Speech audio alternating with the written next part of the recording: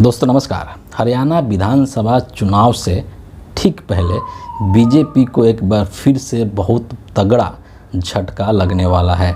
जैसा कि आप सबको पता है कि हरियाणा के अंदर जो भाजपा है, भाजपा के अंदर भगदड़ मची हुई है और बीजेपी के तमाम जो नेता हैं वो टिकट बंटवारे को लेकर के असंतुष्ट हैं और उस असंतुष्टि के वजह से बीजेपी को छोड़ करके या तो वो कांग्रेस में शामिल हो रहे हैं या फिर वो निर्दलीय चुनाव लड़ने की बात कह रहे हैं। अब उसी तरीके का एक और झटका लगा है और तगड़ा झटका लगा है बीजेपी को हरियाणा के अंदर।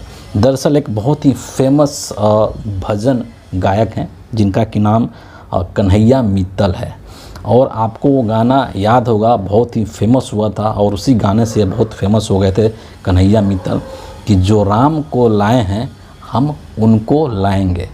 उत्तर प्रदेश विधानसभा चुनाव के समय इन्होंने ये गाना गाया था और इस गाने से इनको बहुत प्रसिद्धि मिली थी और उसके बाद ये एक तरीके से भाजपा से जुड़ गए थे और अपने तमाम कई ऐसे भजन या गाना इन्होंने गाए हैं जो कि बीजेपी के लिए समर्पित है बेसिकली। और अपने गानों के माध्यम से या अपने भजन के माध्यम से एक तरीके से कहिए कि ये जो हैं जो कन्हैया मित्तल है उन्होंने मोदी और योगी की खूब तारीफ़ की है, खूब प्रशंसा की है, उनके तारीफ़ों की पुल इन्होंने बांध दी हैं। लेकिन अब वही जो कन्हैया मित्तल हैं भजन गायक, वो अब बीजेपी का दामन छोड़ करके कांग्रेस का हाथ थामने वाले हैं।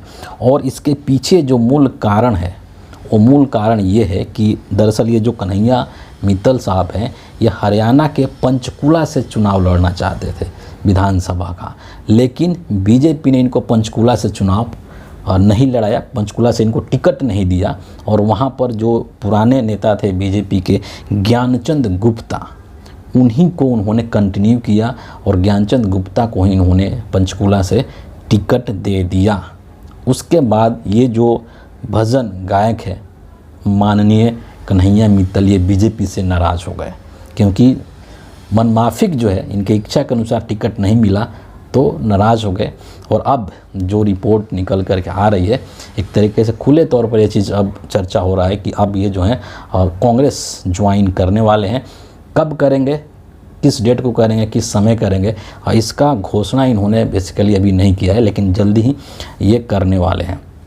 ये जो कन्हैया मित्तल हैं बेसिकली ये राजस्थान के हैं, श्री गंगानगर से ये बिलोंग करते हैं, मूल रूप से वहीं के हैं। और आपने सुना होगा खाटू श्याम बाबा, तो उनके भजन गाने के लिए ये बहुत फेमस हैं, उनके बहुत भजन इन्होंने गाए हैं। और एक तरीके से बीजेपी के माध्यम से इनका कहिए कि राजनीति में प्रवेश हो गया। कई मौक़ों पर ये जो हैं आपको बीजेपी के मंच पर दिखाई दिए होंगे अतीत में पहले। और इन्होंने जैसा कि मैंने कहा कि तमाम गाने गाए हैं, जो राम को लाए थे हम उनको लाएंगे उस तक से लेकर के, और राम मंदिर का जब उद्घाटन हो रहा था तो तमाम ऐसे मौक़ों पर इन्होंने मोदी जी और योगी जी की तारीफ़ की है, उनके प्रशंसा की है, पुलिंदे बांधे इन्होंने। लेकिन जब इनको मन माफिक टिकट नहीं मिला तो अब ये बीजेपी को छोड़ करके और कांग्रेस में शामिल होने वाले हैं। इस चीज़ को लेकर के इन्होंने और भी बहुत सारे बातें कही है। वर्तमान में जो बजरंग पुनिया और विनेश फोगाट ने जो कांग्रेस ज्वाइन किया है उस पर भी इन्होंने टिप्पणी किया है और उनका स्वागत किया है कि नहीं ये बहुत ही अच्छा है और हम सभी उनके साथ हैं। और इन्होंने बीजेपी के ऊपर एक तरीके से हमला भी किया है और इन्होंने ये कहा है कि बीजेपी इस देश में इकलौती पार्टी नहीं है जो कि सनातन की बात करती है ना, जो धर्म की रक्षा की बात करती है। तो एक होता है ना, और बीजेपी वाले उल्टा अब इन पर आरोप लगा रहे हैं कि जो कन्हैया मित्तल है वो कभी भारतीय भाजपा का कभी वो मेंबर नहीं रहे हैं, भाजपा का कभी उन्होंने प्रचार नहीं किया है या कभी उनका पार्टी से ऐसा जुड़ाव नहीं रहा है।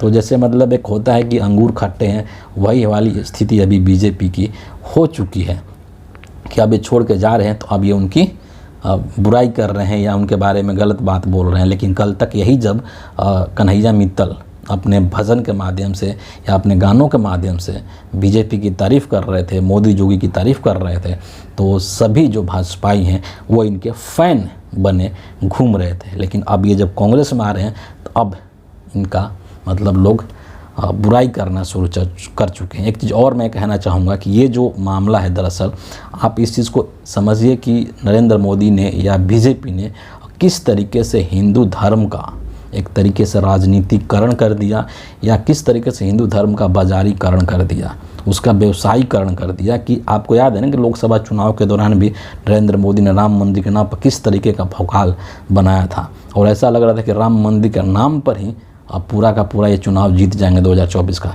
लेकिन देश की जनता ने इस चीज़ को नकार दिया, और इस कदर नकार दिया कि राम के नगरी अयोध्या से भी बीजेपी नरेंद्र मोदी चुनाव हार गए थे। ठीक है, तो और ये भी मैं ऐसा नहीं कि जो कन्हैया मित्तल जो सिंगर हैं, जो गायक हैं, इनकी मैं तारीफ़ करना चाहूँगा। ये दरअसल हर कोई अपनी महत्वाकांक्षा के पीछे भाग रहा है, अपना फ़ायदा देख रहा है। कल तक इनको बीजेपी से फ़ायदा मिल रहा था, अब बीजेपी से फ़ायदा नहीं मिल रहा है तो ये बीजेपी को छोड़कर कांग्रेस में आ रहे हैं।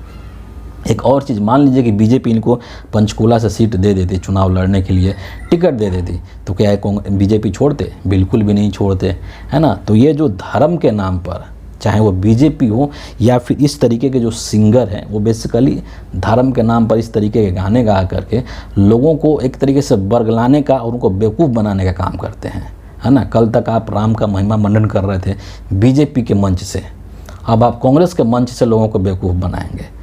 तो इस तरीके के जो लोग हैं, दरअसल ये व्यवसायिक लोग हैं, है ना। इनका गाना गाना इनका प्रोफेशन है, ये कोई धार्मिक गुरु या ऐसा कुछ नहीं है। ठीक है, तो इनको इसी रूप में देखने की ज़रूरत है कि ये सिंगर हैं, ये गायक हैं, इनको पैसा दीजिए तो ये आपके लिए भी गाएंगे, आपकी भी चापलूसी कर देंगे।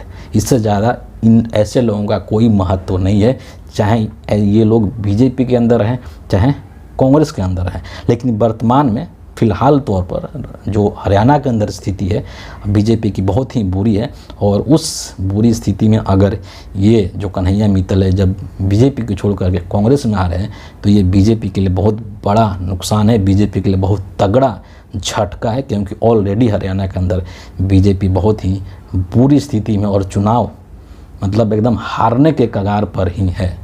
फिलहाल इस वीडियो के इतना ही। आप सभी का बहुत बहुत धन्यवाद।